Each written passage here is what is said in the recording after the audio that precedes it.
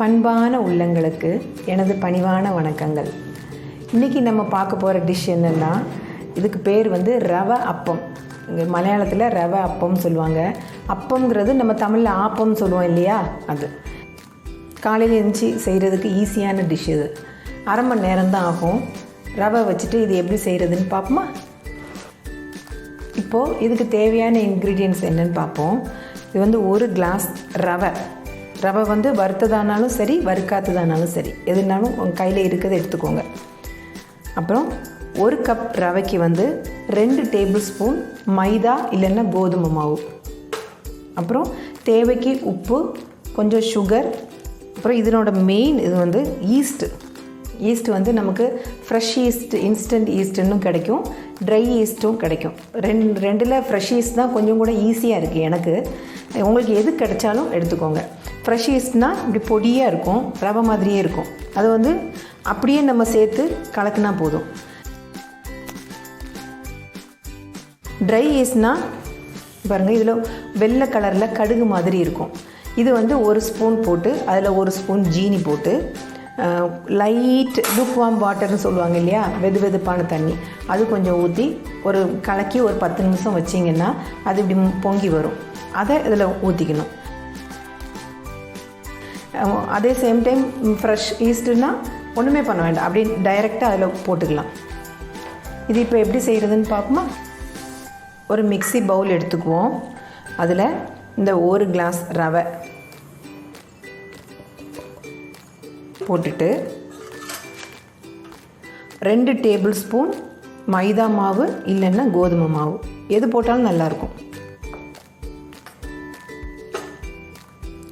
அப்புறம் சுகர் சேர்க்கவே மாட்டீங்கன்னு சொன்னால் கம்மியாக போட்டால் போதும். அது ஒரு கலருக்கும், பின்ன ஈஸ்ட்டு ஃபர்மெண்ட் ஆகிறதுக்கு சுகர் சப்போர்ட் பண்ணும், அதுக்காக தான். அதனால் கொஞ்சமாக சுகர் வேணால் போட்டுக்கோங்க. சுகர் பிடிச்சவங்க நிறைய எவ்வளோ வேணால் போட்டுக்கலாம். நான் ஒரு 2 ஸ்பூன் போடுறேன்.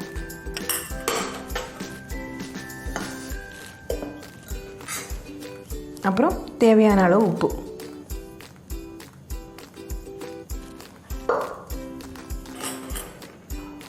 அப்புறம் இதனோட மெயின் இன்க்ரீடியன்ட் நான் சொன்னேன் இல்லையா, ஃப்ரெஷ் ஈஸ்ட். இது 1 டீஸ்பூன் போடணும். 1 டீஸ்பூன் ஃப்ரெஷ் ஈஸ்ட். இது டைரெக்டாக இதிலே போட்டால் போதும். போட்டுட்டு நாங்கள் லைட் சூடில் தண்ணி வச்சுருக்கேன். கொதிக்கிற தண்ணிலாம் இல்லை, இப்படியே தொடலாம். அப்படி லைட் நகைச்சூடுன்னு சொல்லுவாங்க இல்லையா, அந்த தண்ணி. இந்த ரவை அளந்த கிளாஸ்லேயே 1 கிளாஸ் ஊற்றுறேன்.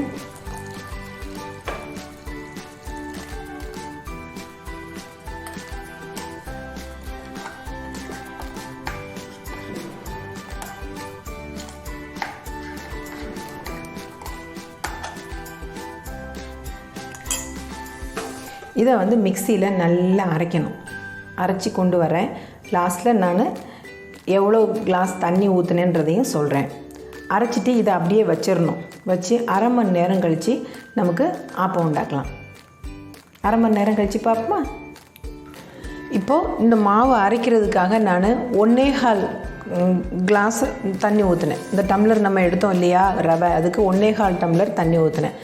ரவை வறுத்த ரவை, வறுக்காத்த ரவைன்னு 2 இருக்கு இல்லையா, அது அனுசரித்து இந்த தண்ணியோட அளவு வேரி ஆகும். வறுத்த ரவைன்னா கொஞ்சம் தண்ணி கூட வரும். நான் 1.25லேருந்து 1.5 கப்பு வரைக்கும் தண்ணி ஊற்றிருப்பேன். இப்போது இது 3/4 மணி நேரம் ஆச்சு. அரை மணி நேரம் வச்சாலே போதும். இந்த மாவு இப்படி ஹோலாக பொங்கி இருக்கும்.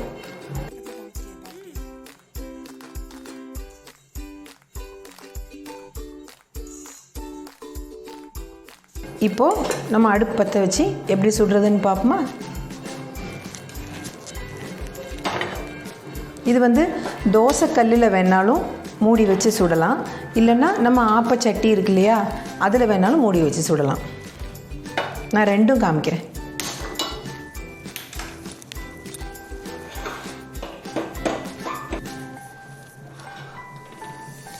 இப்போ நம்ம காலையில் அவசரமாக வேலை பார்க்கும்போது இட்லி தோசை மாவு இல்லைன்னா ரொம்ப கஷ்டம் இல்லையா? இது 1/2 அன் ஹவரில் சரியாயிடும். நம்ம வேறு ஏதாவது நம்ம செய்யணுன்னா, இப்போ சிலப்போ உப்புமா செய்யணும்னு நினச்சோன்னா ஒரு ஆளுக்கு பிடிக்கும், ஒரு ஆளுக்கு பிடிக்காது. பொங்கல் செய்யணுன்னா அது ஸ்லீப்பிங் டோஸ் வேண்டான்னு சொல்லுவாங்க. இது அப்படி இல்லை, எல்லாத்துக்கும் பிடிக்கும். அதே மாதிரி இது கூட என்ன சாப்பிட்லான்னு கேட்டிங்கன்னா, கார சட்னி வச்சு சாப்பிட்லாம். வெஜிடேரியன்ஸ் வந்து குருமா வச்சு சாப்பிட்லாம். நான் வெஜிடேரியன்ஸ் வந்து சிக்கன் கறி, மட்டன் கறி வச்சு சாப்பிட்லாம்.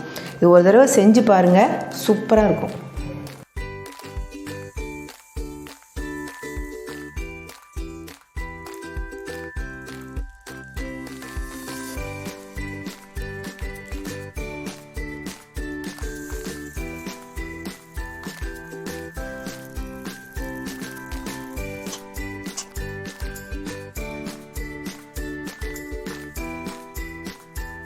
இப்போ நம்ம எல்லா ஆப்பமும் சுட்டாச்சு.